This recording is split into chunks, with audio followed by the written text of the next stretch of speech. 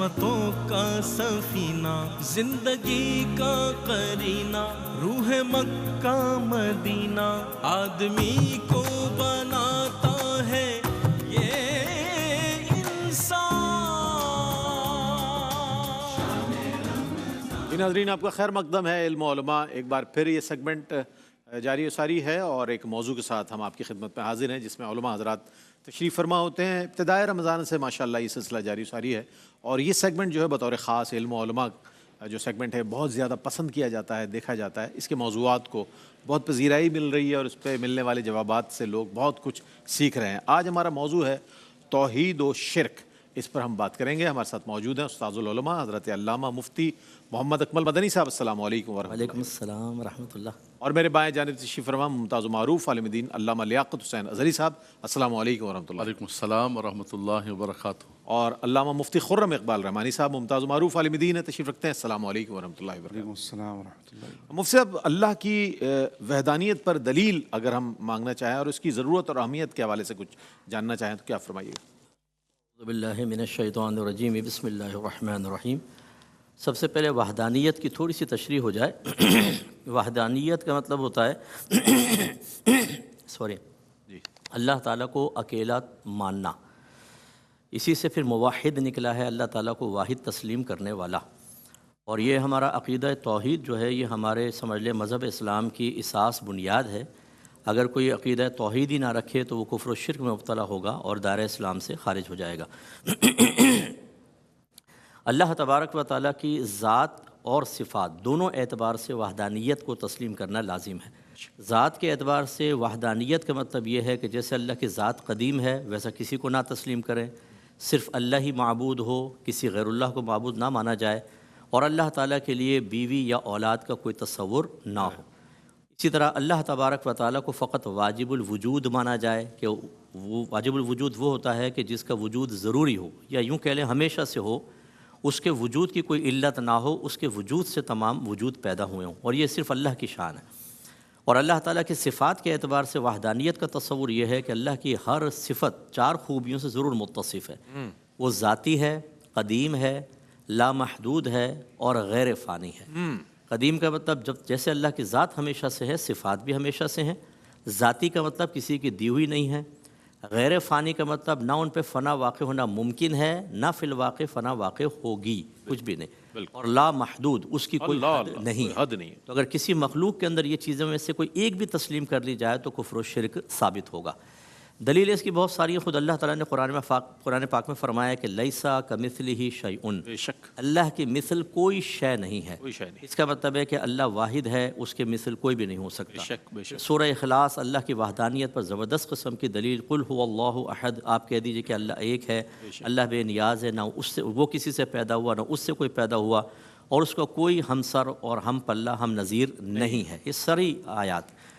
اور عقلی دلیل اللہ تعالیٰ نے یوں فرمائی کہ لو کان فیہما آلہۃ الا اللہ لفسدتا، اگر زمین و آسمان میں اللہ کے علاوہ کئی الہ ہوتے تو زمین و آسمان تباہ ہو جاتے۔ اور یہ عقلی دلیل واقعی جب دو طاقتور جمع ہو جاتے ہیں تو ہر ایک اپنی اپنی مخلوق کو آگے لانے کی کوشش کرتا۔ ایک کا ارادہ ہوتا بارش ہوگی، دوسرا کا ارادہ ہوتا کہ قحط سالی سے میں آزماؤں گا، ایک کسی کو غلبہ دینا چاہتا، دوسرا کسی کو زیر کرنا چاہتا، اور اس سے آپس میں ٹکراؤ پیدا ہوتا اور اس سے زمین و آسمان تباہ ہو جاتے۔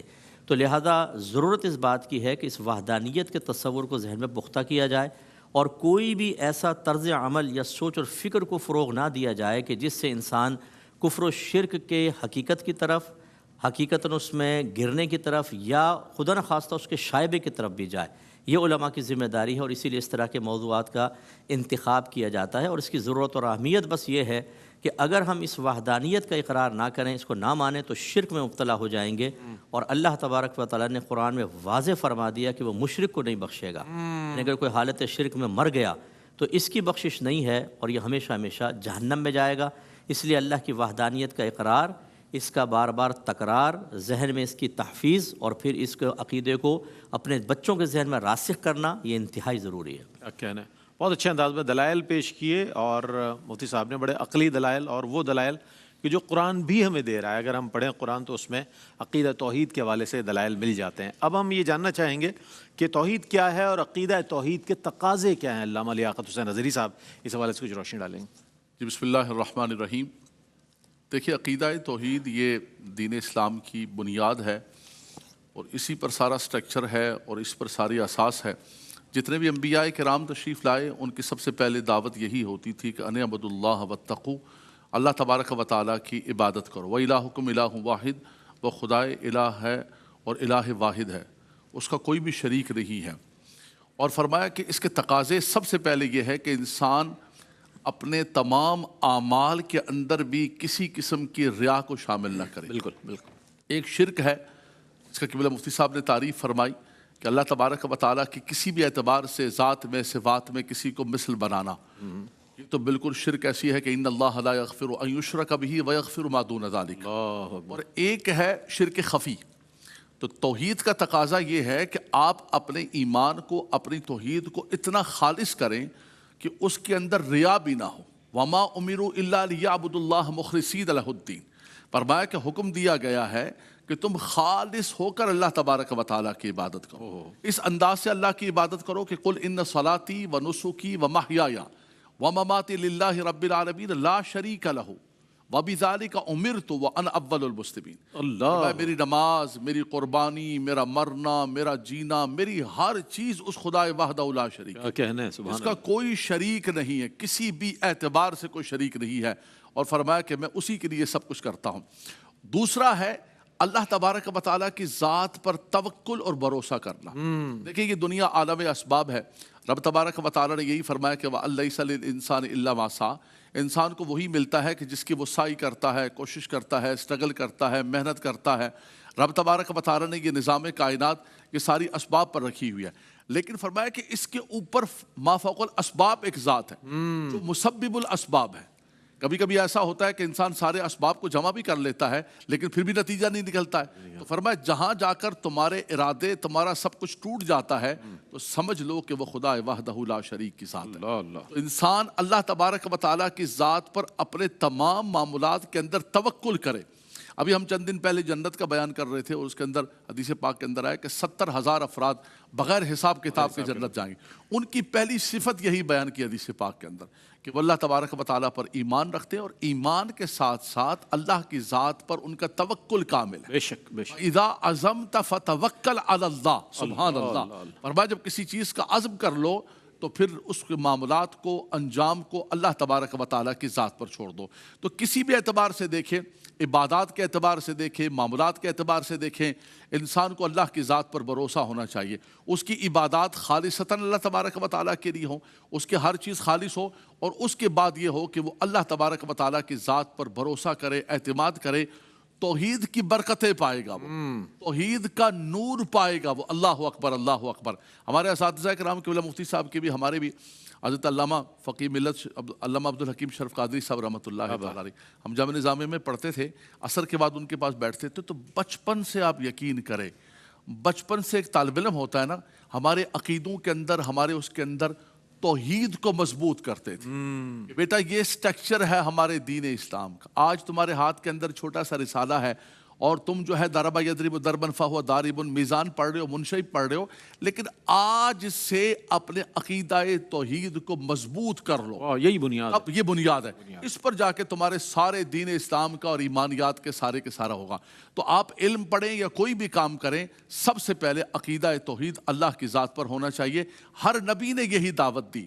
اگر وہ رب تبارک و تعالیٰ کو خدا وحدہ لا شریک مان لیتے، اس نبی پر ایمان لے کر آ جاتے. یہ دو بنیاد ہے، ایمان باللہ اور ایمان بالرسالت. فرمایا کہ رب تبارک و تعالیٰ باقی انسان کی غلطیاں ہیں، گناہ ہیں، رب تبارک و تعالیٰ ان کو معاف فرما دیتا. یہ بنیادی توحید کے تقاضے. کیا کہنا ہے سبحان اللہ. بندہ مومن کے لیے ایمان کی جو بنیاد ہے وہ توحید ہے، باری تعالیٰ ہے. اور اسی کے حوالے سے تمام انبیاء علیہ السلام کو مبعوث فرمایا گیا اسی دعوت کے لیے کہ لوگوں کو خدا وحدہ لا شریک کا پیغام دیا جائے اور اس کی طرف لایا جائے. اب ہم شرک کے حوالے سے اور اس کی مذمت کے حوالے سے، شرک کسے کہتے ہیں مفتی صاحب یہ فرمائیے گا، اور قرآن و حدیث میں جو اس کی مذمت آئی ہے کس الفاظ میں آئی ہے، میں چاہتا ہوں روشنی ڈالیے. بسم اللہ الرحمن الرحیم والصلاة والسلام علی رسولہ الکریم. اما بعد.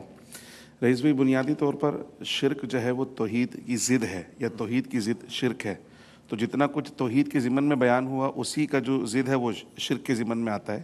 شرک کا لفظی معنی تو ہے وہ برابر ٹھہرانا، کسی کو ساجھیداری بنا لینا، کسی کو کسی کام میں شریک کر لینا. اور اصطلاحاً اللہ سبحانہ و تعالیٰ کی ذات و صفات میں کسی کو شریک ٹھہرانا یہ شرک کہلاتا ہے. جس طرح قبلہ مفتی صاحب نے ذات کا بھی بیان فرمایا، صفات کا بھی بیان فرمایا، صرف اسی کو اگر ہم کنیکٹ کر لیں تو اللہ سبحانہ و تعالیٰ کی ذات، جس طرح اللہ سبحانہ و تعالیٰ واجب الوجود ہے، کسی اور مخلوق کو اللہ کی طرح واجب الوجود ماننا شرک فی ذات ہو جائے گا. اسی طرح اللہ سبحانہ و تعالیٰ کی جس طرح عبادت کی جاتی ہے، اللہ سبحانہ و تعالیٰ کی بجائے کسی مخلوق کی اسی طرح عبادت کرنا یہ شرک فی العبادہ ہو جائے گا. اللہ سبحانہ و تعالیٰ کے لیے کسی اولاد کا تصور یا عقیدہ رکھنا یہ بھی شرک فی ذات کے اندر شمار ہوتا ہے. اور شرک فی صفات میں اللہ سبحانہ و تعالیٰ کی جو صفات ہیں، یعنی اللہ سبحانہ و تعالیٰ سمیع ہے، بصیر ہے، حی ہے، پیدا کرتا ہے، کلام فرماتا ہے. اللہ سبحانہ و تعالیٰ کی صفات یہ قرآن مجید فرقان حمید سے ثابت ہیں. تو اللہ سبحانہ و تعالیٰ کی جو صفات ہیں، جسے مسلم نے ارشاد فرمایا کہ 4 اس کے اندر صفات ہوتی ہیں کہ وہ اللہ سبحانہ و تعالیٰ کی ذاتی ہیں، لامحدود ہیں، وہ قدیم ہیں، کبھی وہ ختم ہونے والی نہیں ہے. ایسی ہی صفات اگر کسی مخلوق میں مان لی جائے تو وہ شرک فی صفات ہے.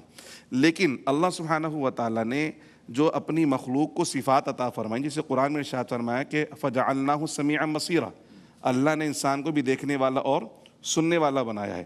اور اللہ سبحانہ و تعالیٰ خود سمیع اور بصیر بھی ہے. تو اللہ کی مخلوق میں جو صفات ہم مانتے ہیں سمیع اور بصیر ہونے کی، یہ اللہ کی عطا سے مانتے ہیں کہ اس انسان کو سمیع و بصیر بنایا اللہ نے. پھر انسان سننے اور دیکھنے کے لیے محتاج ہے آلے کا، آنکھ ہے تو دیکھ سکتا ہے، کان ہے تو سن سکتا ہے. پھر دیکھنے سننے کی صلاحیت بھی محدود ہے. تو اگر مخلوقات میں کوئی ایسی صفات نظر آ رہی ہیں کہ بظاہر اللہ سبحانہ و تعالیٰ کی صفات بھی ہیں اور مخلوق کے اندر بھی صفت نظر آ رہی ہے، تو یہ کسی بھی طرح شرک کی صفات اس لیے نہیں ہے کہ اللہ سبحانہ و تعالیٰ کی صفات جس طرح قدیم ہے، مخلوق کی صفات اس طرح قدیم نہیں ہے، بلکہ یہ حادث ہیں، اللہ نے عطا کی ہے اور ان پہ فنا بھی ہے. جیسے آنکھیں خراب ہو جاتی ہیں، کسی کی سماعت خراب ہو جاتی ہے، اسی طرح انسان پیدا ہوتا ہے تو انسان مر بھی جاتا ہے. تو یہ شرک فی ذات اور شرک فی صفات. اللہ سبحانہ و تعالیٰ نے قرآن مجید فرقان حمید میں شرک کی جو مذمت بیان فرمائی ہے، اس میں سب سے پہلی بات تو یہ ہے کہ اللہ سبحانہ و تعالیٰ نے اپنی رحمت کا بیان فرمایا، گناہوں کی مغفرت کا بیان فرمایا. لیکن ایک گناہ ایسا ہے جس کے لیے اللہ پاک نے فرمایا کہ اس کو معاف نہیں کیا جائے گا، اور وہ ہے شرک. فرمایا ان اللہ لا یغفر ان یشرک بہ ویغفر ما دون ذلک لمن یشاء. اللہ سبحانہ و تعالیٰ شرک کو معاف نہیں فرمائے گا، اس کے علاوہ دیگر گناہوں کو معاف فرمایا. سورہ لقمان میں اللہ سبحانہ و تعالیٰ نے سیدنا لقمان علیہ السلام نے جو اپنے بیٹے کو نصیحت کی، اس کا جب بیان فرمایا تو یہ فرمایا کہ ان الشرک لظلم عظیم. شرک جو ہے وہ سب سے بڑا ظلم ہے، یعنی اللہ سبحانہ و تعالیٰ کے سوا کوئی معبود ہونے کے لائق ہے ہی نہیں. اللہ کے علاوہ اگر کسی کو معبود بنا تو یہ سب سے بڑا ظلم ہے.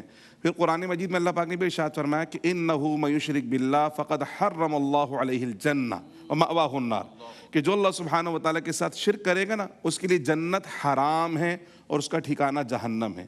شرک جو ہے وہ اعمال کو برباد کر دیتا ہے. فرمایا کہ لئن اشرکت لیحبطن عملک، اگر اے حبیب صلی اللہ علیہ وسلم آپ بھی معاذ اللہ، یعنی تو لوگوں کی تنبیہ کے لیے ہے کہ اگر آپ بھی شرک کریں گے تو آپ کے بھی اعمال ضائع ہو جائیں گے. یعنی جب نبیوں کو اللہ پاک تنبیہ فرما رہا تو پھر مخلوق کے لیے کتنی سخت تنبیہ ہے کہ تم کتنے ہی اچھے کام کر لو، کتنی ہی عبادات کر لو، خلق خدا کے فائدے کے کام کر لو، سوشل ویلفیئر کے کام کر لو، لیکن اگر توحید پر عقیدہ نہیں ہے تمہارا، اللہ کی ذات کے ساتھ یہ صفات میں شرک کرتے ہو، تو یہ نیک کام، یہ اچھے اعمال تمہارے کسی کام آنے والے نہیں ہیں. حضور جان دو عالم صلی اللہ علیہ وسلم نے اپنی احادیث مبارکہ میں شرک کی مذمت کو بیان فرمایا. حضرت جابر کی روایت ہے کہ ایک شخص حضور کے پاس آیا کہ یا رسول اللہ مل موجبتان، یا رسول اللہ وہ 2 چیزیں کیا ہیں جو واجب کرنے والی ہیں؟ پیارے آقا صلی اللہ علیہ وسلم نے فرمایا کہ جو شرک نہ کرے اور اس حالت میں انتقال کر جائے اس کے لیے جنت واجب ہے.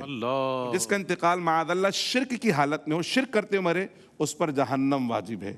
پیارے آقا صلی اللہ علیہ وسلم نے ارشاد فرمایا کہ تم جانتے ہو کہ اللہ کا بندوں پر کیا حق ہے اور بندوں کا اللہ پر کیا حق ہے؟ کہا یا رسول اللہ آپ ارشاد فرمائیے. سرکار نے فرمایا بندوں پر یہ حق ہے کہ وہ اللہ سبحانہ و تعالیٰ کی عبادت کریں، وَلَا تُشْرِكُوا بِهِ شَيْئًا، اس کے ساتھ کسی کو شریک نہ کریں. اور اللہ سبحانہ و تعالیٰ کا کرم ہے اس کے بندوں پر کہ جو شرک نہیں کریں گے اللہ سبحانہ و تعالیٰ ان کے گناہوں کو معاف فرما کر داخل جنت فرمائے گا. پھر حضور نے یہ بھی ارشاد فرمایا کہ تمہیں پتہ ہے کہ اللہ کی بارگاہ میں سب سے بڑا گناہ کیا ہے؟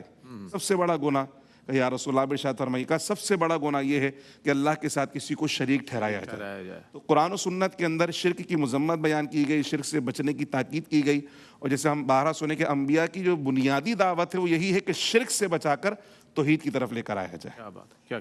ویسے تو سارے ہی گناہ جو ہے مذموم ہے اور ان کی مذمت آئی ہے, لیکن شرک ایک ایسا کام ہے کہ جس کے لیے سخت ترین ممانعت آئی ہے, مذمت آئی ہے, وہ قرآن ہو یا حدیث ہو.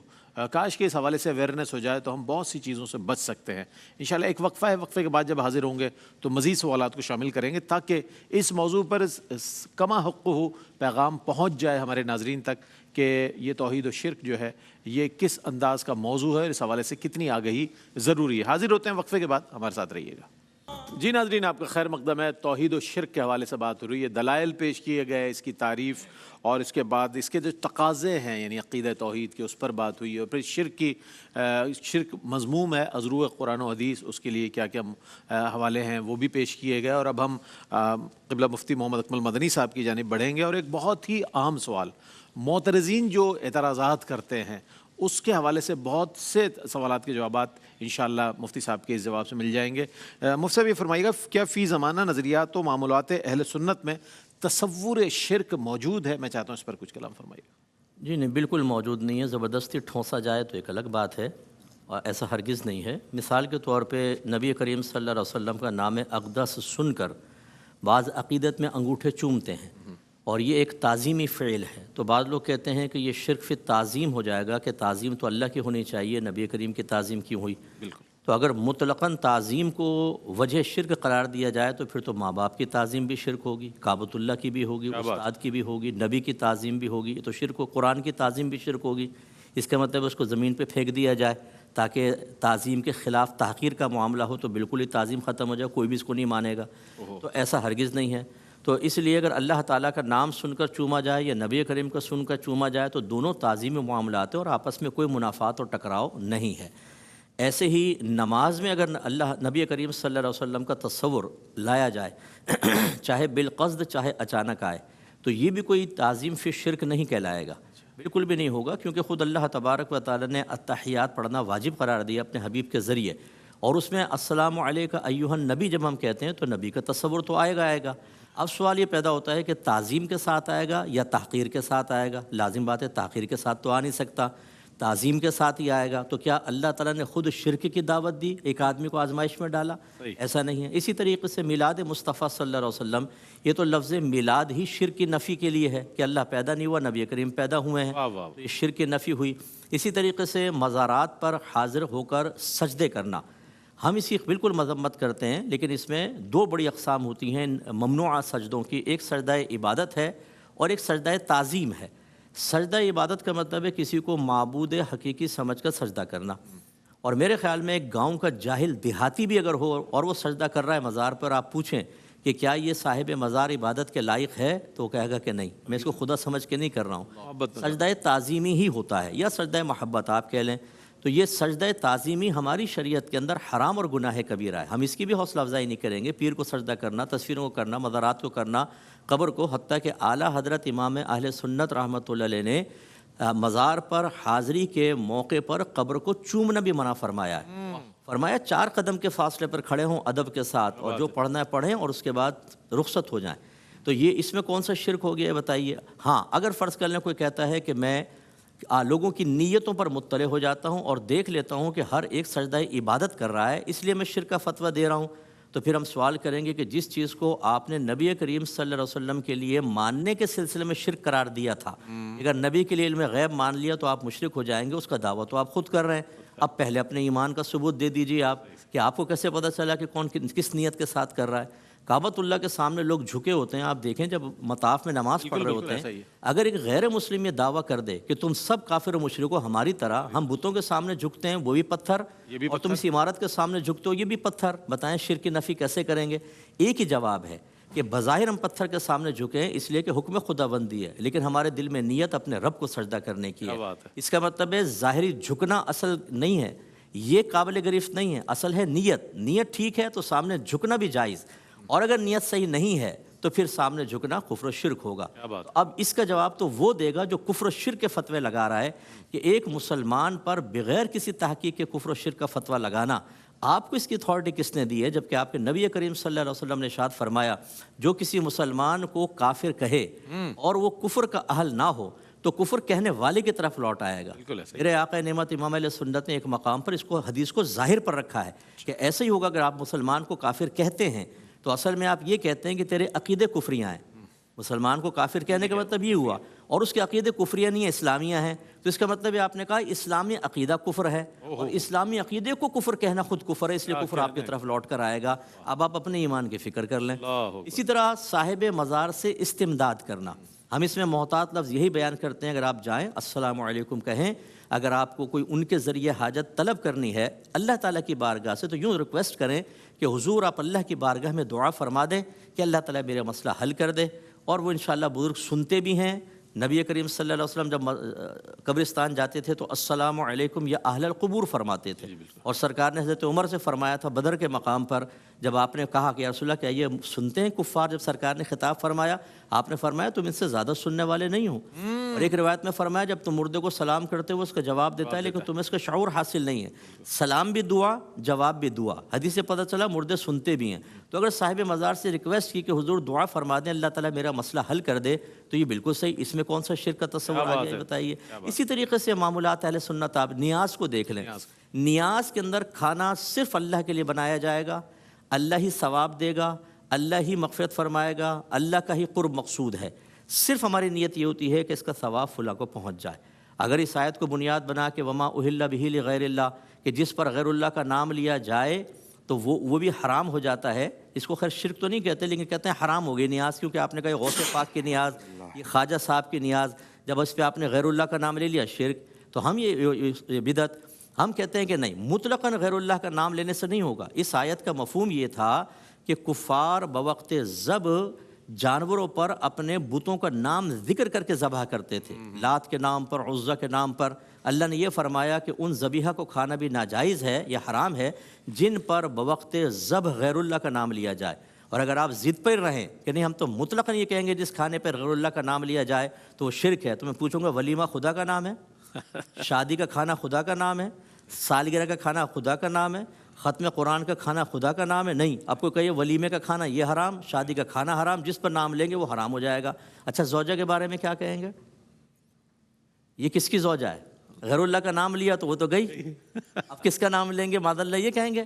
یعنی خدا کا خوف کرنا چاہیے کہ خواہ مخواہ یہ اتنا الزام اتنا بڑا۔ اچھا پھر بس آخری ایک نقطہ بس بات کروں گا، شرک فی التعظیم اور شرک فی المحبہ، اس کا کوئی ثبوت نہیں ہے۔ کہتے ہیں اتنی تعظیم نہ کرو کہ جیسے اللہ کی تعظیم، میں کہتا ہوں مقدار تعظیم بتائیں ذرا۔ جب آپ آئیں گے، جب آپ اس کی فزیکلی شکل پر آئیں گے تو شرک فی ذات یا شرک فی صفات میں چلا جائے گا، شرک فی تعظیم اور کچھ نہیں۔ اگر ہوتا تو صدیق اکبر نماز پڑھاتے ہوئے عین حالت نماز میں اللہ کی بارگاہ میں کھڑے ہوتے ہوئے نبی کی تعظیم اختیار کر کے پیچھے ہٹ کے سرکار کو آگے نہ کھڑے ہونے دیتے۔ یہ تھی بڑی بڑی تعظیم کہ پورا فزیکلی طور پہ پیچھے ہو کے عبادت میں حالت نماز کے اندر، یہ شرک نہیں ہوا تو بتائیے پھر اور کیا شرک ہوگا؟ اس لیے خدا را یہ شرک کی جو توپیں ہیں نا اس کو نہ چلائیں۔ اور میں اس دور کی ایک بڑی بدعت آپ کو بتا دوں، سب سے بڑی بدعت، مسلمانوں پہ کفر، شرک، مشرک اور بدعتی کا الزام لگانا، یہ سب سے بڑی بدعت ہے۔ نہ سرکار نے لگائی نہ صحابہ اچھا فتویٰ دیا آپ نے، اس کا حکم دیا، کبھی کیا خوبصورت فتویٰ دیا ہے۔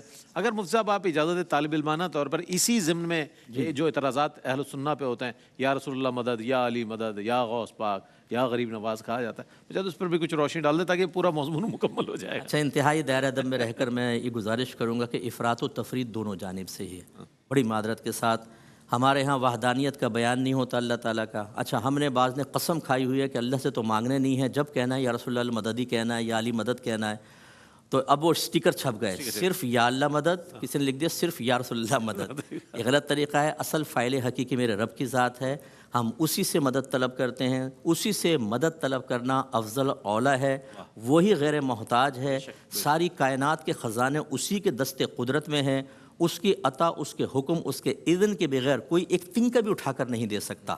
اب اس نظریہ عقیدے کے ساتھ کہ خود اللہ تبارک و تعالیٰ کی ذات غیر محتاج ہونے کے باوجود اپنے بندوں کو ہر چیز عطا فرمانے کے سلسلے میں کوئی نہ کوئی وسیلہ ضرور اختیار کرتی ہے. کوئی ایک چیز آپ بتا دیں جو آپ کے گھر میں براہ راست گر گئی ہو. جب اللہ تعالیٰ نے یہ دنیا عالم الاسباب بنائی ہے باوجود غیر محتاج ہونے کے، تو اسی طریقے سے اس نے اپنے محبوبوں کو خزانے عطا فرمائے اور لوگوں کو ان کی طرف مائل کیا ہے کہ آپ ان کو وسیلہ بناتے ہوئے اللہ سے طلب کریں. اب طلب اللہ سے ہی ہے لیکن وسیلہ ان کا بنایا جاتا ہے. صرف ایک ادنی سی مثال، حضرت عیسیٰ علیہ السلام مادرزاد اندھوں کے آنکھ پر ہاتھ پھیرتے تھے، بینائی آ جایا کرتی تھی. اسی سے آپ کو مسیح کہا جاتا ہے. مسح کرنے والے ہاتھ پھیر کر بینائی دے دیتے تھے، کوڑ کا مرض دور کر دیتے تھے. مفسرین فرماتے ہیں کہ آپ کے پاس ایک وقت میں 70 ہزار افراد جمع ہوتے تھے. مجھے بتائیں جب ایک اندھے کو اور ایک کوڑی کو پتہ چلتا ہوگا کہ آپ تو وہ اللہ کی طرف جاتا تھا کہ آپ کے پاس آتا تھا اور آنے کے بعد کہتا تھا کہ نہیں جی ہاتھ پھیر دے ذرا. جتنے حضرت عیسیٰ علیہ السلام کے صیغے ہیں، دو جگہ یہ ذکر ہے، ایک جگہ اللہ نے بیان فرمایا غائب کے صیغوں کے ساتھ، اور جب عیسیٰ علیہ السلام نے فرمایا تو متکلم کے صیغے میں شفا دیتا ہوں، میں شفا دیتا ہوں. اب بتائیے شرک ہوا، شفا تو اللہ دیتا ہے. اس کا مطلب ہے کہ یہ نسبت مجازیہ ہے کیونکہ اللہ نے وسیلہ بنایا. تو اگر کسی سے استمداد طلب کی جاتی ہے لیکن وسیلہ سمجھ کر، تو یہ ویسے ہی ہے جیسے اکابرین سے صحابہ کرام یا دیگر لوگوں نے رجوع کیا اور اللہ تعالیٰ نے ان کو اذن دیا تھا، اجازت دی تھی اور انہوں نے اپنی حاجات کو پورا کیا. کیا کہنے، سبحان اللہ سبحان اللہ. اس موضوع کو بہت اچھے انداز میں مفتی صاحب نے وہ کیا، اور اس میں جو ایک بات مزارات اولیاء کے حوالے سے مفتی صاحب نے فرمائی، اس پر علامہ لیاقت حسین ازہری صاحب کا تعلیمات اعلیٰ حضرت کے روشنی میں ایک بہت خوبصورت کلپ وائرل بھی ہوا وہ، اور وہ ہماری نظروں سے بھی گزرا. یقیناً اس سے بہت سے لوگوں کی رہنمائی ہو گئی. عقیدہ توحید کے اثرات و ثمرات پر علامہ لیاقت حسین ازہری صاحب کیا فرمائیے گا؟ اچھا تو اس پہ کوئی روشنی ڈالیں. بسم اللہ الرحمن الرحیم. دیکھیں عقیدہ توحید کی سب سے بڑی برکت یہ ہے کہ انسان کو اعمال پر استقامت نصیب ہوتی ہے. جب اس کے اللہ تبارک و تعالیٰ کی ذات پر عقیدہ مضبوط ہوگا تو وہ اعمال پر مستقیم ہو جائے گا. ان الذین قالوا ربنا اللہ ثم استقاموا تنزل علیہم الملائکہ. تبارک و تعالیٰ فرماتا ہے کہ جو اس بات پر مستقیم ہو گیا، قائم ہو گیا، جنہوں نے کہا کہ اللہ ہمارا رب ہے، رب کو رب مانا اور رب کی مانی، تو فرمایا کہ وہ مستقیم ہو جائے گا. دوسرا عقیدہ توحید کی برکت مفسرین کرام نے یہ لکھی ہے کہ انسان جب عقیدہ توحید کو اختیار کرتا ہے تو زندگی کے اندر اس کو سکون قلبی نصیب ہو. بے شک بے شک. چاہے اللہ کے ذکر کے ساتھ ہو، چاہے قرآن کے ساتھ ہو، چاہے نماز کے ساتھ ہو. فرمایا الذین آمنوا وتطمئن قلوبہم بذکر اللہ الا بذکر اللہ تطمئن القلوب. فرمایا کہ رب تبارک و تعالیٰ اسے اطمینان قلبی کی نعمت عطا فرماتا ہے. تیسرا یہ ہے کہ جب انسان عبادت کے ذریعے، اس کو توحید کا عقیدہ جتنا زیادہ مضبوط ہوگا اتنا زیادہ عبادت کے اندر اس کو خشوع اور خضوع اور عبادت کے اندر اس کو لذت محسوس. اللہ کے نبی صلی اللہ علیہ وسلم نے فرمایا کہ جب تم اللہ کی بارگاہ کے اندر عبادت کرنے لگو تو بالکل یکسوئی کے ساتھ کرو اور اس انداز سے اپنے رب کی بارگاہ کے اندر کھڑے ہو. ان تعبد اللہ کأنک تراہ فإن لم تکن تراہ فإنہ یراک. اتنا انسان متوجہ ہو کر اللہ کی بارگاہ کے اندر کھڑے ہو کہ وہ رب کو دیکھ رہا ہے. بھائی یہ تب نصیب ہوتا ہے کہ جب اس کے دل کے اندر عقیدہ توحید جتنا زیادہ مضبوط ہوگا اس کے اثرات ہوں گے. فرمایا اگر یہ نہیں حاصل کر سکتے تو کم از کم فإنہ یراک. ایٹ لیسٹ جس کی آپ کی زبان کے اندر کہتے ہیں کہ کم از کم یہ تو ہو کہ وہ ماری کا مولا تم کھڑے ہو اور وہ تمہیں دیکھ رہا ہے. اور انسان کی زندگی کے اندر رئیس بھائی حقیقت یہ ہے کہ نور ہی نور ہوتی، برکت ہی برکت ہوتی. وہ پھر مخلوق خدا سے نہیں ڈرتا. فرمایا کہ یخافون لومۃ لائم، بغیر کسی خوف کے وہ انسان کام کرتا ہے. اور میدان ہمارے ان بزرگوں کو دیکھیں، سیدنا صدیق اکبر رضی اللہ تعالیٰ عنہ عقیدہ توحید، سیدنا عمر فاروق، سیدنا عثمان غنی، مولا کائنات کے صحابہ کرام، ان کو کس چیز نے ولا یخافون لومۃ لائم پر فائز کیا؟ وہ عقیدہ توحید تھا. کیا بات. جتنا زیادہ ان کا عقیدہ توحید مضبوط تھا اتنا زیادہ وہ میدان کے اندر اتر پڑے. میں صرف دو جملے کہوں گا کہ مفتی صاحب نے بہت خوبصورت جامع خطاب کیا اور میں سمجھتا ہوں کہ اس مسئلے کو اگر حل کرنا چاہیں، دیکھیں دو چیزیں ہوتی ہیں. آپ نے دیکھا نا کہ وہ بیٹھ کے گیم کھیل رہے ہوتے ہیں، تیری پارٹی مرد آباد، میری پارٹی زندہ باد ہیں جی، بلیم گیم کر رہے ہوتے ہیں. اگر تو آپ کو پارٹی کھیلنی ہے اور اگر تو آپ کو امت کو انتشار کے اندر، افتراق کے اندر ڈالنا ہے اور گیم سکورنگ کرنی ہے، مجھے ایسی پوائنٹ گیم کرنا، تو پھر تو آپ لگے رہیں رات دن لگے رہیں اسی کے اوپر باتیں، ریٹنگ پہ لگے رہیں، شام کے اندر کیا ہو رہا ہے، عراق کے اندر کیا ہو رہا ہے، افغانستان کے اندر کیا ہو رہا ہے، پوری دنیا کے اندر مسلمان مر رہے ہیں، اور ہماری تقریروں کے موضوع یہی ہے کہ مسلمانوں کو مشرک بناؤ، مسلمانوں کو بدعتی بناؤ۔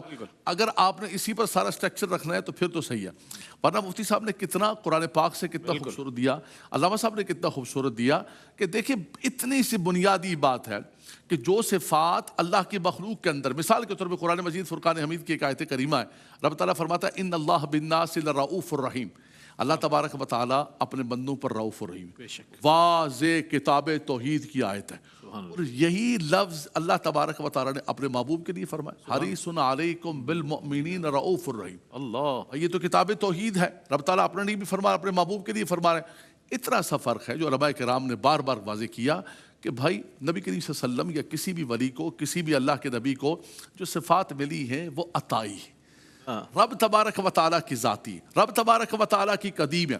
مفتی صاحب نے حضرت عیسیٰ علیہ السلام کا کتنا واضح فرمایا، دیکھیں وہ کتنا بڑا جملہ کہہ رہے ہیں، کہتے ہیں انی اخلق لکم من الطین کہیئۃ الطیر فانفخ فیہ فیکون طیرا، کہا کہ خلق یخلق خلقا، میں خلق کرتا ہوں، اللہ تو اللہ تبارک و تعالیٰ ہے، اور یہ کتاب توحید ہے، کہتے ہیں میں خلق کرتا ہوں، مٹی کا ایک ہیولہ سا بناتا ہوں، فانفخ اس میں پھونکتا ہوں، فَيَكُونُ طَيْرًا، وہ اڑنا شروع کر دیتا ہوں، اُبْرِئُ الْأَكْمَحَ وَالْأَبْرَصَ وَأُحْيِي الْمَوْتَى، میں تو مردوں کو زندہ کر دیتا ہوں، وَأُنَبِّئُكُم بِمَا تَأْكُلُونَ وَمَا تَدَّخِرُونَ فِي بُيُوتِكُم، میں خبر دیتا ہوں کیا کھا کے آئے ہو، کیا چھوڑ کے آئے ہو۔ کیا بات، یہ ساری کی ساری ظاہری عبارت تو یہ کہہ رہی ہے کہ بھائی یہ تو خلق کرنا، شفا دینا اور مردوں کو زندہ کرنا، غیب کی خبر دینا، یہ تو سب اللہ کا کام ہے، یہ اللہ کا نبی کیسے کہہ رہے ہیں؟ لیکن ایک درمیان میں لفظ نے سارا عقیدہ توحید واضح کر دیا اور ساری چیز کو ختم کر دیا، وہ کیا ہے؟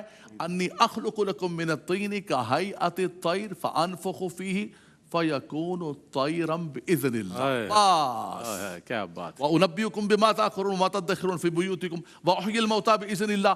فرمایا اتنی سی بات سمجھ لو کہ یہ میرا ذاتی نہیں ہے، یار میں سمجھتا ہوں اس کے بعد امت اگر اس بات کے اوپر جھگڑے کہ بھئی نبی کو یہ کیوں مل گیا، ولی کو یہ کیوں مل گیا، فلاں کو یہ کیوں مل گیا، حضرت عاصم بن برخیہ کہتے ہیں میں اٹھا کے لاؤں گا حضور، قال الذی عندہ علم من الکتاب انا آتیک بہ، میں کب لے کر آؤ گے؟ فرمایا قبل ان یرتد الیک طرفک، آئیز جو ہے بالکل اوپن ہوں گی، کلوز ہوں گی، اٹھا کے لے کر آ جاؤں گا۔ یار یہ تو اتنی بڑی طاقت کیسے ہو سکتی ہے قرآن کے اندر؟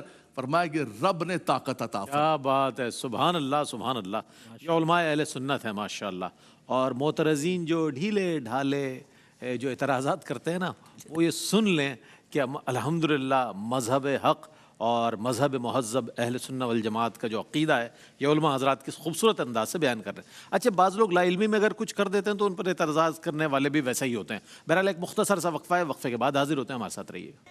جی ناظرین، آپ کا خیر مقدم ہے۔ توحید و شرک آج ہمارا موضوع ہے، بہت بڑا موضوع، اور یہ موضوع تو ہر زمانے کا موضوع ہے، جب بیان کیا جائے تازہ موضوع ہے اور اس پر لوگوں کی رہنمائی ہوتی ہے، اور یہی ARYQ-TV کا ایک وہ ہے مشن کہ لوگوں کو آگہی فراہم کی جائے توحید کے حوالے سے، قرآن و حدیث کے حوالے سے۔ علامہ مفتی خرم اقبال رحمانی صاحب تشریف فرمائیں۔ شرک کے اسباب و وجوہات اور اس کے نقصانات و تباہ کاریاں، میں چاہتا ہوں اس پر کچھ کلام فرمائیے گا۔ بسم اللہ الرحمن الرحیم والصلاۃ والسلام علی رسول کریم۔ رضوی، سب سے پہلی بات تو میں عرض کروں گا کہ جو اہل ایمان ہیں ان کے متعلق شرک کا خوف نہیں رکھنا چاہیے، اور خود رسول اللہ صلی اللہ علیہ وسلم نے فرمایا کہ میں شرک اکبر کا تم سے کوئی خوف مجھے نہیں ہے، البتہ شرک اصغر کا خوف ہے۔ یعنی جب اتنی واضح طور پر پیارے آقا صلی اللہ علیہ وسلم نے تعلیمات ارشاد فرما دی ہیں تو کیسے ہی مومن کیوں نہ ہو کبھی بھی اللہ کی ذات و صفات میں کسی دوسری مخلوق کو شریک کر ہی نہیں سکتا، کرتا ہی نہیں ہے۔ البتہ شرک اصغر کا جو رسول اللہ صلی اللہ علیہ وسلم نے ارشاد فرمایا وہ یہ ہے کہ عبادات کے اندر کسی دوسرے کی رعایت کرنا، کہ وہ دیکھیں گے تو سمجھیں گے اچھے سجدے کر رہا ہے، اچھی تلاوت کر رہا ہے، یعنی مخلوق کو دکھانے کے لیے عبادت کرنا جسے ہم ریاکاری کہتے ہیں، اسے رسول کریم صلی اللہ علیہ وسلم شرک اصغر قرار دیا ہے۔ تو فرمایا اس کا مجھے تم پر خوف ہے کہ تم ان عبادات یا نیکیوں کے معاملے میں ریاکاری کے اندر پڑ سکتے ہو، لیکن شرک اکبر پیارے آقا صلی اللہ علیہ وسلم نے اس سے فرمایا کہ میری امت سے مجھے اس کا خوف نہیں ہے۔ البتہ دیگر جو ہم اقوام کی طرف دیکھتے ہیں شرک کی طرف ان کا مائل ہونا ہے، شرک کے عقیدے رکھنا، اس میں سب سے پہلی چیز جو ہمیں نظر آتی ہے وہ ہے لا علمی، یعنی جہالت۔ یعنی ان کے پاس یا تو دین کی تعلیم پہنچی نہیں، ہدایت کی باتیں پہنچی نہیں ہیں، قرآن کا نور پہنچا نہیں، مصلح پہنچے نہیں، اصلاح کرنے والے پہنچے نہیں۔ دوسرا آتا ہے اپنے آبا و اجداد کی اندھی تقلید، یعنی چونکہ ان کے پاس نہیں پہنچے، آبا و اجداد کے پاس بھی نہیں پہنچے تھے. اسی طرح گزشتہ مشرکین کا قرآن نے بیان فرمایا کہ وہ کہتے تھے انا وجدنا آباءنا، ان سے پوچھا تم شرک کیوں کرتے ہو، اتنے بتوں کے سامنے سجدہ ریزی کیوں کرتے ہو؟ کہتے ہیں ہمیں نہیں پتا، بس ہم اپنے باپ دادوں کو دیکھا تھا وہ کرتے چلے آ رہے تھے، تو ہمارے باپ دادا کر رہے تھے اس لیے ہم بھی کرتے چلے آ رہے ہیں. پھر اس میں ایک جو بڑا سب سے بڑا جو عنصر ہے وہ ہے شیطان کی وسوسہ انگیزی، کہ شیطان جو ہے وہ لوگوں کو شرک کی طرف لے کر جاتا ہے اور اللہ سبحانہ و تعالیٰ سے دور کرنے کی کوشش کرتا ہے. جو شرک کے اندر مبتلا ہو جاتا ہے وہ اللہ سبحانہ و تعالیٰ سے دور ہو جاتا ہے. پھر اس کے اندر ایک چیز نظر آتی ہے تواہم پرستی، کہ جب کسی مصیبت میں ہے، پریشانی میں ہے، تو مومن تو اللہ سبحانہ و تعالیٰ کی بارگاہ میں التجا کرتا ہے، دعا کرتا ہے کہ اللہ پاک میری اس مشکل کو دور فرما دے، اور اس کا عقیدہ ہے کہ یمسسک اللہ بدر فلا کاشف لہ الا ہو ان یردک بخیر فلا راد لفضلہ، کہ اگر کوئی تکلیف کوئی پریشانی ہے تو اللہ کے سوا کو دور کرنے والا نہیں ہے، اور اگر کوئی اللہ تعالیٰ کسی فضل سے نوازنا چاہے تو اللہ کے فضل کو لوٹانے والا بھی کوئی نہیں ہے. لیکن جب ایمان کمزور ہو یا عقیدہ کمزور ہو اور وہ دعائیں کر رہے ہیں اور کہیں سے وہ نظر نہیں آ رہے، اس کے اسباب نظر نہیں آ رہے، اللہ سبحانہ و تعالیٰ نے اس آزمائش کو طویل فرما دی ہے، تو لوگ دیگر جانب متوجہ ہونا شروع ہو جاتے ہیں. یہاں وہ عقیدے کی کمزوری ظاہر ہونا شروع ہوتی ہے، شیطانی وسوسے ظاہر ہونا شروع ہو جاتے ہیں، نفس کی شرارتیں ظاہر ہونا شروع ہو جاتی ہیں. اور پھر معاذ اللہ جو ہے وہ لوگ جادوگروں کی طرف چلے جاتے ہیں کہ بھئی ہمارا مسئلہ، اس مسئلے کا حل نکالنا ہے، تو جادوگروں سے رابطے کرنا شروع کر دیے، اور جو کاہن ہیں ان سے رابطہ کرنا شروع کر دیے، اور وہ سارے کے سارے شرکی افعال کے اندر مبتلا ہوتے ہیں، ان کی طرف جاتے ہیں. تو یہ توہم پرستی بھی ایک بہت بڑا سبب ہے شرک کی طرف جانے کا اور ایمان سے دور ہونے کا اور کفر کی طرف راغب ہونے کا. جہاں تک تعلق اس کی تباہ کاریوں کی، تو تباہ کاری میں سب سے پہلی تباہ کاری تو یہ ہے کہ دنیا بھی برباد اور آخرت بھی برباد ہے. قرآن مجید فرقان حمید میں اللہ سبحانہ و تعالیٰ نے واضح ارشاد فرمایا، جیسے ہم نے گزشتہ سیگمنٹ میں بھی عرض کیا تھا کہ اللہ پاک سارے گناہوں کو معاف فرماتا ہے، لیکن فرمایا شرک کو کبھی معاف نہیں فرمائے گا. اسی طرح شرک جو ہے وہ اعمال کی بربادی کا، یعنی جتنے بھی اچھے کام کر لے بندہ، لیکن اگر ایمان نہیں ہے یا توحید پر اس کا ایمان نہیں ہے تو اس کی کوئی نیکی، کوئی بھلائی اور کوئی بھی اعمال صالحہ یا اللہ کی مخلوق کو بھلا پہنچانا اس کے کام نہیں آ پائے گا.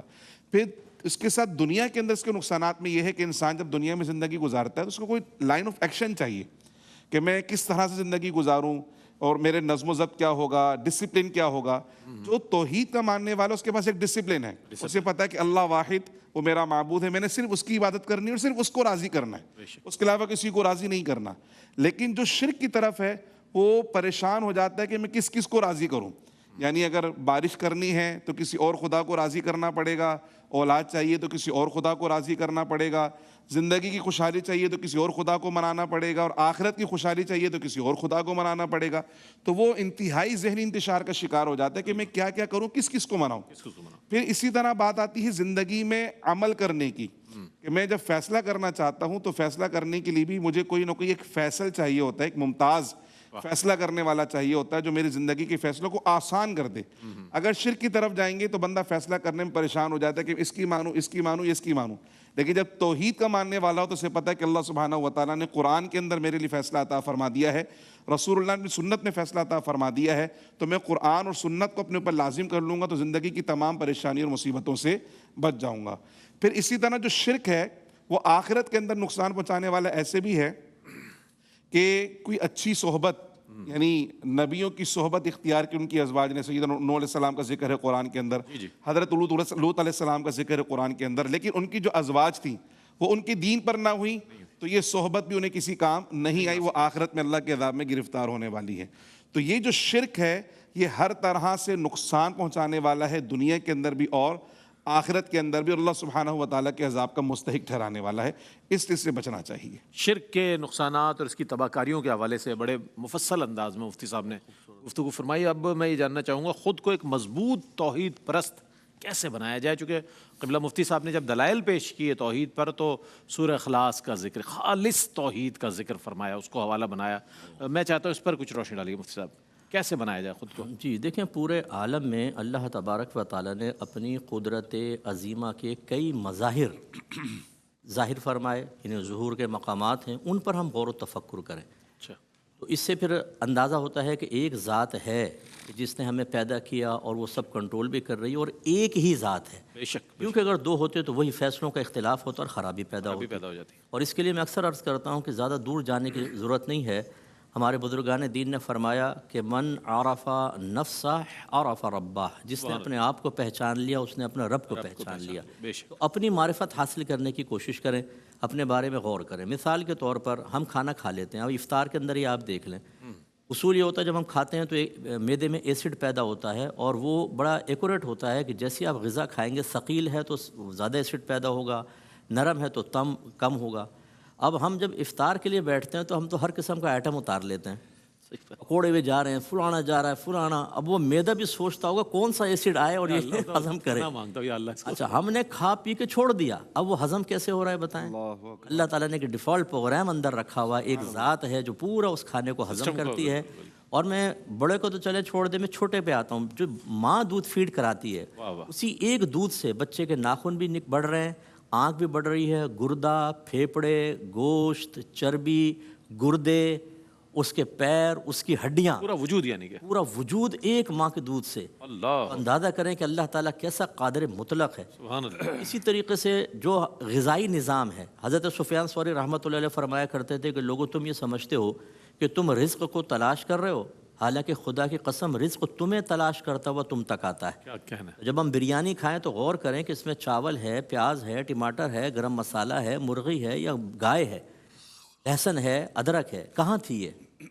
کسی کھیت میں، کسی کھیت میں، کسی جگہ پر، وہاں سے آئیں منڈی کے اندر، منڈی سے پھر گاڑیاں لے کے دکانوں پہ ہمارے گھر والوں نے خریدا، پھر چولہے پر آیا، پھر وہ پکا، پھر پلیٹ میں اترا، پھر ہمارے سامنے پہنچا۔ دیکھیں کہاں سے چلتا ہوا، اور ہر چیز ایک ٹائم پر اللہ نے لکھا ہوا تھا کہ یہ جو اس میں ہے اتنی مختلف جگہوں میں سے، لیکن ایسے ایکورٹ ٹائم پر کہ چاہے ایکسیڈنٹ ہو کچھ ہو، پہنچے گا ایک ہی ٹائم پر پہنچ گیا۔ اسی طریقے سے ناخن نکلتا رہتا ہے، کبھی کاٹ کے دیکھیں کہاں سے نکل رہا ہے، ہر ہفتے کاٹ لیتے ہیں پھر نکلتا ہے، ہر ہفتے، لیکن دیکھیں سر کے اب گنجے ہو جائیں ٹکلے، اور پھر یہ ایک ٹک ماریے گا، دیکھیے کہ بال کہاں سے اگ رہے ہیں نہیں پتہ چلے گا، لیکن بال نکلتے چلے جا رہے ہیں۔ تو اپنے جسم کا اگر ہم نظام ہی دیکھ لیں، اچھا دانت دیکھیں چھوٹے بچے کے، ہمارے بالکل مسوڑے ہوتے ہیں، پھر دانت نکل آتے ہیں، کہاں سے نکل آتے ہیں، کیسے بنتا ہے، اور ایسا میٹیریل کہ اس جیسا دانت سائنس نہیں بنا سکتی، آرٹیفیشل دانت علیحدہ ہی ہوتا ہے۔ یہ جو اللہ نے بنایا ہے نا، یہ اتنا پرفیکٹ ہے کہ کچھ انتہا نہیں۔ ان پر جب غور کریں تو معلوم ہوگا کہ ایک ذات ہے جس کا علم ان تمام چیزوں کے پیچھے اور قدرت کار فرما ہے۔ تو جب وہ اللہ واحد ہے اور کوئی نہیں ہے تو بس پھر اسی کو مانو، اسی کی اطاعت کرو، اسی کے تصور میں کھو کر رہو، اسی کا عشق بڑھاؤ، اور وہ جس کا عشق کے اور محبت کے بارے میں کہے بس اس پر بھی فنا ہو جاؤ، انشاءاللہ فنا حاصل ہو جائے، فنا کے بعد بقا حاصل ہوگی۔ کیا بات، کیا کہنا ہے۔ وہ کہنے والوں نے یوں بھی کہا کہ اپنے من میں ڈوب کر پا جا سراغ زندگی۔ یہ زندگی کا سراغ پانے کا ایک طریقہ ہے، اپنے من میں ڈوب، اپنے اوپر تو غور کر لیں پہلے، اپنے من میں ڈوب کر پا جا سراغ زندگی۔ تو اگر میرا نہیں بنتا نہ بن، اپنا تو بن، یہ ہے۔ اچھا علامہ صاحب، اب چونکہ ہم کنکلوژن کی جانب آ رہے ہیں، اور یہ ایک ایسا بنیادی ہمارا عقیدہ مسلمانوں کا کہ جس پر نو کمپرومائز اباؤٹ اٹ، ٹھیک ہے، تو یہ فرمائیے گا کہ اس کی تعلیم کا جیسے سلسلہ ہے، ظاہر پہلی درس کا گھر ہے، گھر میں اگر والدین کو، بزرگوں کو اویئرنیس ہوگی تو بچوں کو بتائیں گے، ورنہ جس ڈگر پہ لوگ چل رہے ہیں، سوشل میڈیا جہاں لے کر جا رہا ہے، جن پگڈنڈیوں سے جہاں تک لے کر جا رہا ہے، جو اسلام کی شکل پیش کر رہا ہے، بچے وہی اپنا رہے ہیں۔ کیا فرمائے گا، ضرورت کس بات کی ہے، کس طرح اس کو ایجوکیٹ کیا جائے؟ دیکھیے، ایک تو یہ ہے کہ بچپن سے بچے جیسے بولنا شروع کریں تو اللہ کے نبی صلی اللہ علیہ وسلم نے فرمایا کہ سب سے پہلے انہیں اللہ کا نام سکھاؤ۔ سبحان اللہ۔ اس خدائے وحدہ لا شریک جس نے عدم سے وجود عطا فرمایا، زندگی عطا فرمائی، اس زندگی کی ساری رہنائیاں، یہ زمین و آسمان کا سارا سسٹم جو چلا رہا ہے، ان فی خلق السماوات والارض واختلاف اللیل والنہار آیات لاولی الالباب، ان کو دیکھ کر رب تبارک و تعالیٰ کہ یاد آتی ہے کہ کوئی تو ہے جو نظام ہستی چلا رہا ہے، وہی خدا ہے، فرمایا خدا وحدہ لا شریک ہے۔ تو بچے کو سب سے پہلے اللہ تبارک و تعالیٰ کا نام سکھائے۔ اس کے بعد اذانوں کی آواز ہمارے گھر پر آتی ہے، لیکن ہم خود بھی باتوں میں لگے ہوتے ہیں، بچے چھوٹے ہوتے ہیں، چھوٹی بچیاں ہیں، ان کے سر پر کوئی دوپٹہ چادر رکھیں، بچے ہیں ان کو خاموش کہیں کہ یہ اللہ کا نام ہے، اذان آ رہی ہے، اذان ہے، یہ اسلام کا شعار چونکہ پہچان ہے، تو بچے کو بچپن سے اس اذان کا احترام تعظیم سکھائیں۔ اسی طرح اللہ کا کلام جب آپ پڑھیں، آپ نماز پڑھنے لگے، ساتھ بچے کو کھڑا کریں، تو بچپن سے اس کو خدائے وحدہ لا شریک کی بارگاہ میں جھکنا، اس کا ادب، اور پھر مثال کے طور پہ بچے گر جاتے ہیں تو ہم اس کو کہتے ہیں بیٹے چھوٹ اس کو بتاؤ اللہ نے بچا لی. اللہ نے بچا لیا. ہماری ہمیں بچانے والا, ہماری حفاظت کرنے والا وہ ہمارا خدائے وحدہ لا شریک ہے. بے شک. بچپن سے بچے کے دل کے اندر ایک چیز بیٹھے گی کہ ایک ہمارا خالق ہے, مالک ہے, ہمیں پیدا کرنے والا ہے. اللہ اکبر. بڑی پیاری بات علماء کرام نے فرمائی. جب گفتگو کر رہے تھے تو مجھے حضرت یوسف علیہ السلام کا وہ جملہ یاد آیا. آپ نے جیل کے اندر علامہ صاحب کہا ان سے کہ یا صاحب السجن ارباب متفرقون خیر ام اللہ الواحد القہار. اتنے سارے خدا جن کو تم بنا بیٹھے ہو, یہ تو جھگڑا ہو جائے. فرمایا وہ بہتر ہے یا ایک خدائے وحدہ لا شریک بہتر ہے. کیا کہنا, اس کی بارگاہ کے اندر تم سجدہ ریز ہو جاؤ جس سے تم سب کچھ مانگو. تو یہ بچپن سے آپ اگر کریں گے, پھر آہستہ آہستہ جیسے بچہ بڑا ہوتا جائے, آپ یقین کریں رئیس بھائی, جتنا زیادہ عقیدہ توحید مستحکم ہوگا. اللہ اکبر. اللہ کا لاکھ لاکھ شکر ہے ہمارے اساتذہ کرام نے بچپن سے مستحکم کیا. اس توحید کے اندر ہمیں, یعنی آج دنیا سے جانا ہے نا, آج رئیس بھائی دنیا سے جانا ہے, اس لمحے ہم چلے جائیں تو ہمیں یہ نہیں ہوگا بحمد اللہ تبارک و تعالیٰ کہ کسی جگہ کوئی کمی ہے یار ہم اس کو ختم کر کے جائیں. نہیں, خدا کا لاکھ لاکھ شکر ہے ہمارے دل کے اندر وہ اطمینان ہے, سکون ہے, اس لیے کہ عقیدہ توحید پر راسخ ہے. بہت اچھی بات. بنیاد توحید پرست ہے ہم بحمد اللہ تبارک و تعالیٰ. لیکن توحید کا یہ مطلب نہیں ہے کہ آپ اللہ کے نبی صلی اللہ علیہ وسلم کی ذات کو ہٹا دیں. قرآن تو کہتا ہے اغناہم اللہ ورسولہ من فضلہ. واحد کی ضمیر ہے. فرمایا ان کو کس نے غنی کیا؟ فرمایا اللہ نے غنی کیا, اللہ کے رسول نے غنی کیا. قل ان کنتم تحبون اللہ فاتبعونی. اگر تم اللہ سے محبت کرتے ہو تو حبیب خدا کی اتباع کرو. تم زندگی بھر لا الہ الا اللہ لا الہ الا اللہ پڑھتے رہو, رب تعالیٰ تمہارا لا الہ الا اللہ قبول نہیں کرے گا جب تک محمد الرسول اللہ نہ کہو. یہ توحید ہے, یہ توحید. ڈاکٹر علامہ اقبال کا بھی آپ نے بڑا خوبصورت شعر پڑھا, اللہ اکبر, کہ اپنے من میں ڈوب کر سنریہم آیاتنا فی الآفاق فی انفسہم حتی یتبین لہم انہ الحق. فرمایا تمہارا من بھی یہ بتاتا ہے, یہ آفاق بھی یہ بتاتا ہے. تو ڈاکٹر علامہ اقبال تو توحید پرست تھے. اس لیے کہا, یہ جو مفتی صاحب نے ابھی ذکر فرمایا کہ بھئی نماز کے اندر حضور کا خیال آ جائے, نماز ہوتی ہے نہیں ہوتی ہے. تو کہنے لگے بھئی میں تو نہ ملا ہوں, نہ فقیہ ہوں, نہ زاہد ہوں, مجھے تو نہیں پتہ ہے, لیکن ایک بات میں کہتا ہوں, وہ کون سی نماز ہے ان کا خیال حضور کی محبت و تعظیم نہ ہو, کہ شوق تیرا اگر نہ ہو میری نماز کا امام, میرا قیام بے حجاب, میرا سجود بے حجاب, شوکت سنجر و سلیم تیرے جلال کی نمود, فخر جنید و با یزید تیرا جمال بے نقاب. اور کیا دیتے ہیں؟ فرمایا تیری نگاہ ناز سے دونوں مراد پا گئے, عقل غیاب جستجو, عشق حضور و اضطراب. یہ ہے توحید. یہ توحید بچوں کو سکھائیں, وہ توحید کہ جس اللہ تعالیٰ نے اپنے محبوب کو یہ مقام عطا فرمایا. کیا کہنے. تمام ہوا آج کا موضوع. کافر کی یہ پہچان کہ آفاق میں گم ہے, اور مومن کی یہ پہچان کہ گم اس میں ہے آفاق. اس اعتبار سے ہم بہت شکریہ ادا کریں گے. ون لائنر پیغام لے لوں, مفتی صاحب کیا فرمائیے گا آج کے اس موضوع کے حوالے سے؟ میں عرض کروں گا کہ ماشاءاللہ علماء نے بہت ہی عمدہ گفتگو فرمائی, اساتذہ کرام نے, اور بہت خوبصورتی کے ساتھ, بہت آسانی کے ساتھ توحید اور شرک دونوں کا مفہوم اور اس کی تعلیمات اور اس کی اقسام سب چیزیں بیان کر دی ہیں. اس کو بار بار سنا جائے تاکہ جو غلط فہمیاں پھیلانے کی کوششیں کر رہے ہیں ان غلط فہمیوں کا ازالہ ہو سکے.